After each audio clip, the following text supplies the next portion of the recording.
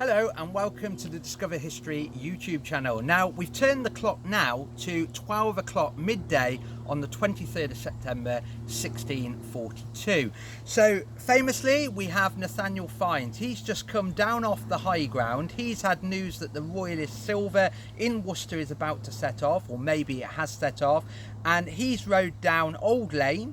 He's crossed over Powick Bridge, or most of his men has. He still has men crossing it, and he's now entered Cutthroat Lane, and Cutthroat Lane runs in the direction behind Ian. But unfortunately, as I've just mentioned in the previous video, we have Prince Rupert. Prince Rupert and his troopers, these royalists that have been sent by Charles to act as security to the baggage train, have actually stopped just outside Worcester in Wickfield. So very simply, what actually happens? Well, there's not much to say really. Nathaniel Fiennes' troopers have come down Cutthroat Lane, and straight away Prince Rupert and the rest of the royalists here have noticed them appearing in Wickfield. Now, if you believe the story, famously Rupert just kicked over whatever he was eating, may have kicked over his cooking pot or his jug of ale, and immediately mounted his horse, not even with armour.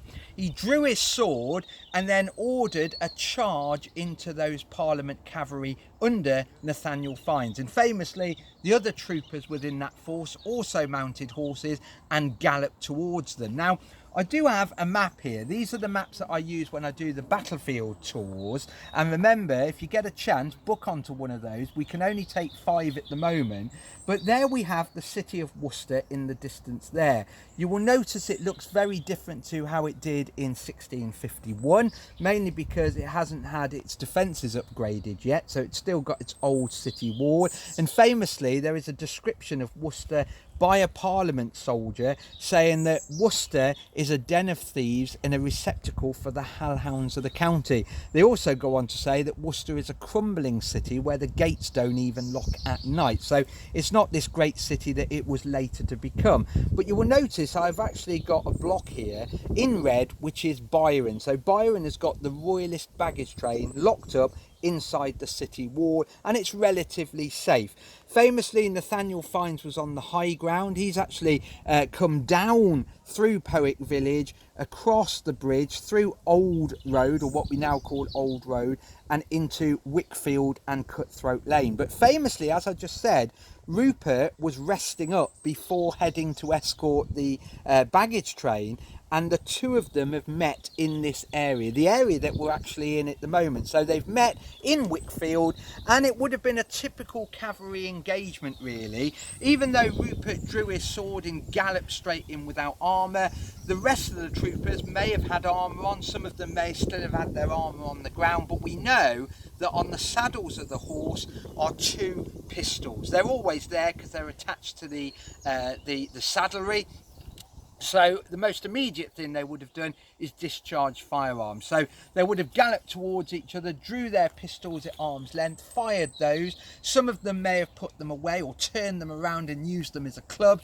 Other ones would have threw up their carbine. These were usually on a strap anyway. That's if they hadn't left them on the ground, and fired those. And then famously, this is the very true tactic that Rupert liked to use, and that would have been finishing the enemy off with the sword. But famously, the fight started in Wickfield, but then there was a lot of toing and froing. It wasn't these grand lines of cavalry troopers. It was very much a melee. It was very much a skirmish that developed from here, spilling out into Powick, into the area, and even down to Powick Bridge. And what you have to remember is at Powick Bridge, there was all these cavalry fighting it out down there. So it became a massive fight, and no one's actually winning, no one's actually losing. It's just a lot of firing, a lot of sword fighting against sword, and it's a short, sharp engagement. We know the fight only lasted for about 12 to 15 minutes long, but because it was such a horrible fight, because it left men blooded at the end of the day, including horses with terrible wounds, it would really set precedent of how this civil war was going to be fought. It was going to be a hard, bloody war. But we don't end the fight here. The fight has only just started. The troopers are shooting pistols, firing carbines, hitting each other with swords. That battle is going to manoeuvre itself over there, back down to Powick Bridge. So join us as we move back down to Powick Bridge. See you soon. Bye bye.